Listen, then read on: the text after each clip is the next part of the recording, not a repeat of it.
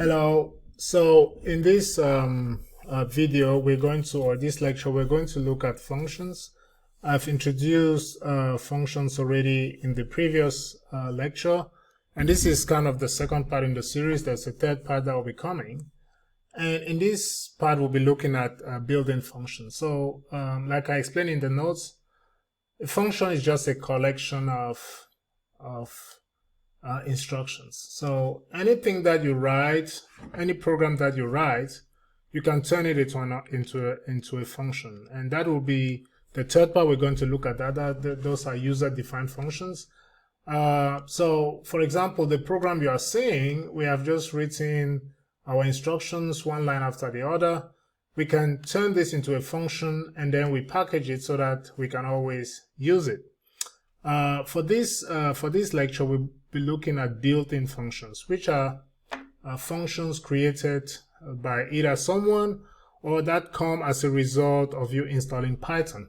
And these functions are there for our usage depending on what other type of program that I want to write. So in the lecture notes, I've explained with examples that I want you to use in your editor. But for this exercise, there's also an exercise file with a couple of examples of problems with solutions that you need to enter in your editor. I provide the solutions as well so that you can practice those and try to understand. If you have any questions, as always, post them in the forum and I'll be very much happy to answer.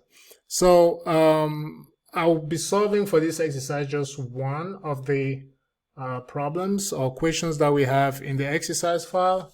The remaining questions, the solutions are also provided. If you don't understand anything about the solution, post the question in the forum and understand that also solutions in programming differ. So you could have a different way of doing it, and then we arrive at the same answer. So my solution is not the only solution that can exist.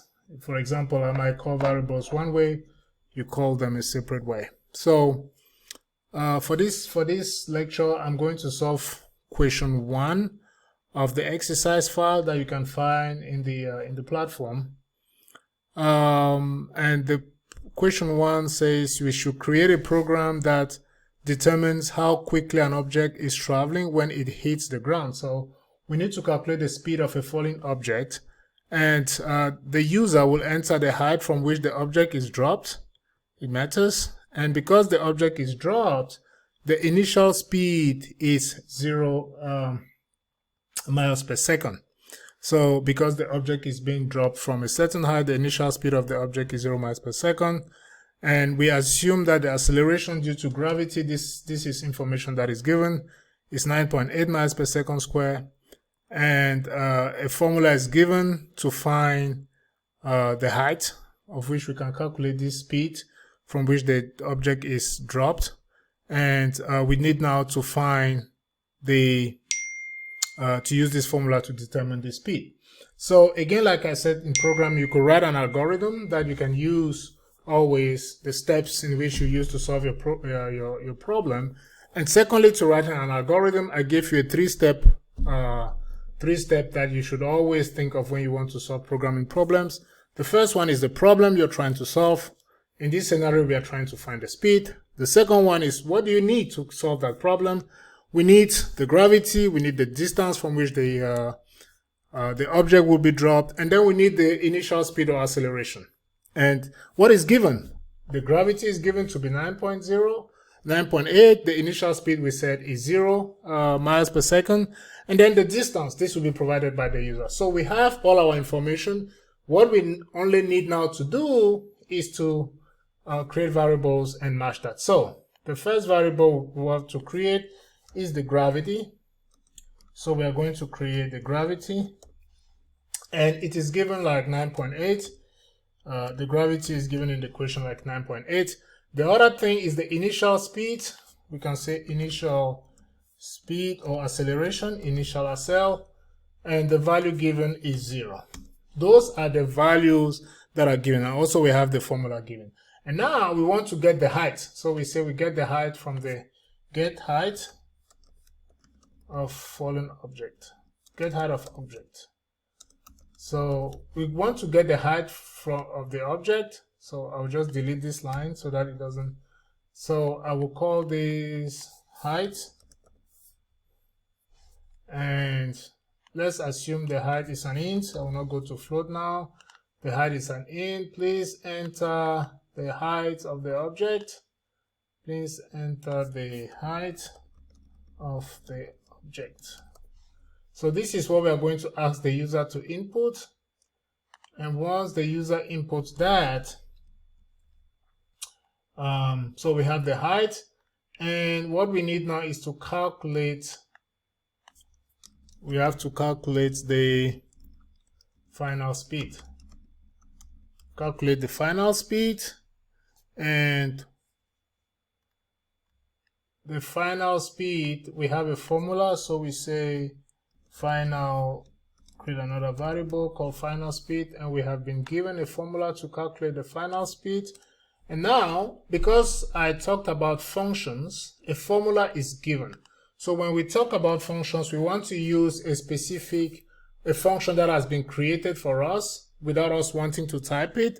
We import those functions. So because we are going to use, it's a mathematics formula, we import the math function, the math modules. These functions are called modules. And if you want to use them, you import them. Now, inside this math module, we have a lot of functions that we are going to use.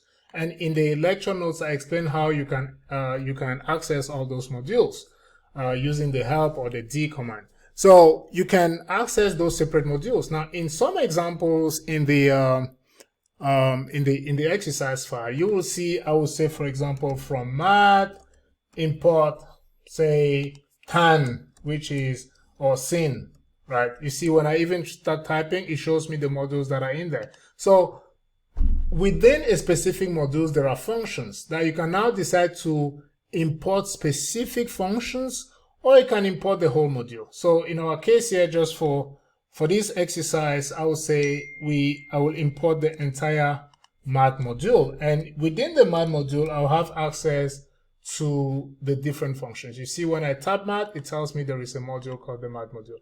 Now, it is still grayed out here because it has not been used anywhere. The moment we'll start using this module, you will see that it will change the color. So the final speed, we are given a formula to calculate the final speed. And so now the final speed is the square root. So within the math module, I want to use a specific function. You see, when I put a dot, and it's always accessed using a dot. I explained this in the lecture notes. So there are many different functions within the math module. When you type math and you put a dot, you will see all the functions. And you see here math. This means these functions belong to the math module. You see, there are many different functions that you can use. We're not going to use all of them. If you are very interested in them, you can practice with them to see. You can do logging, you can do tan, many different things. But what we need, the formula that has been given, is the square root. You see, I type SQ, and it tells me there is a square root module that we can use. So the formula that is given, now we enter the parameters that we want here into the square root. What number do you want to find the square root of? So the formula that has been given is the square of the initial speed plus 2 times the gravity and the height. So the initial speed we said was 0, so is the square. Square will be 0 times 0. Let me just add a little bit of space here to make it look good. 0 times 0. And then plus 2 times the gravity. 2 times the gravity times the height from which the object is falling. So this is the final speed of the object. Now what we just need to do is to print the result. And we can say the speed of the falling object is, and then we remove this one, we put our comma because there are 2 variables, and then we put here final speed. And so now this is my program. If I try to run this, right click and I select the program to run, You'll say enter the height of the object. I say I'm 65 meters. That is where the object is located. So the speed of the falling object is 35.5 miles per second. So I can even you can add here miles per second. So this will be your homework. I want you to add miles per second. Once you put your own, just find where should you put miles per second for it to appear at the end of the object. So that would definitely be here. So if we add another, say, miles per second, see what happens.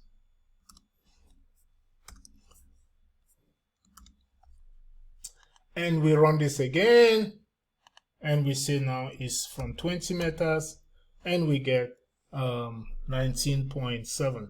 Now, because this is a decimal, you could change this value here into a float, for example, and then you come here and you decide now to format the output. You say we want 2 decimal places. To have 2 decimal places, and now if we don't forget, once you format, you have to use the modulo sign because we are using it here. So if we now do that and run, hopefully we don't have any errors, and we put again 920, and now we get the speed of the falling object is 19.8 miles per second. So here I think we have an extra space. But there's one way that you can do to remove the extra space here at the end, and try to see if you can achieve that. So this is how you will solve the problem.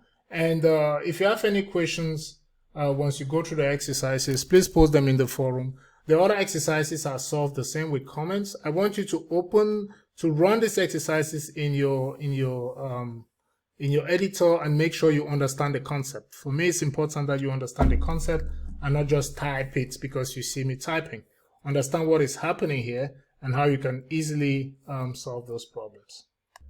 All right, so once you would have finished these exercises, the exercises, you'll get an invite from me, and the invite will take you to this website. You may need to sign into the website. Okay, you can use your Google account to sign it, or you can create a new account, however you want it. But I'm going to send you an invite. So once you finish this exercise on built-in functions, I will create assignments here that you will need to come and solve, and this is how I'll grade you. So once you have finished that, the video lecture and the material, you have read everything, you've practiced in your editor, I will create assignments here, and then you will come here and you get an invitation from me.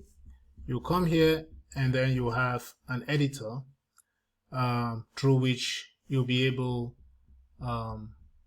to solve the question. I'll make another video once I have the questions, the assignments. As you can see, I have no assignments yet.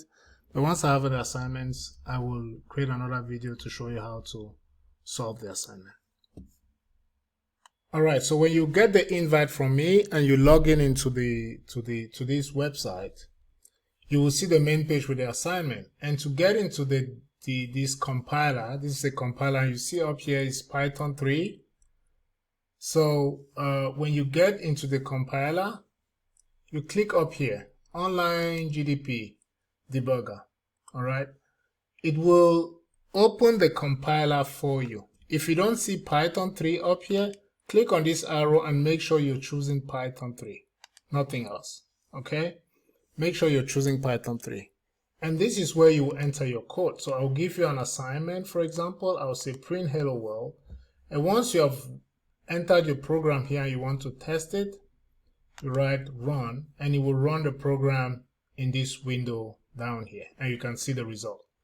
And this is how, when you are done and you are sure, you can save, and you have another button here. Another button will be here to submit your assignment, and this is how I'll be able to come and verify your assignment. So your code, you will write it here, and then you click the run. When you are satisfied with your code, you save it and submit, and I will come now and I'll grade your program. So once you are finished with that, with the built-in functions, you send me an email. I'll send you the link to come and do the assignment here.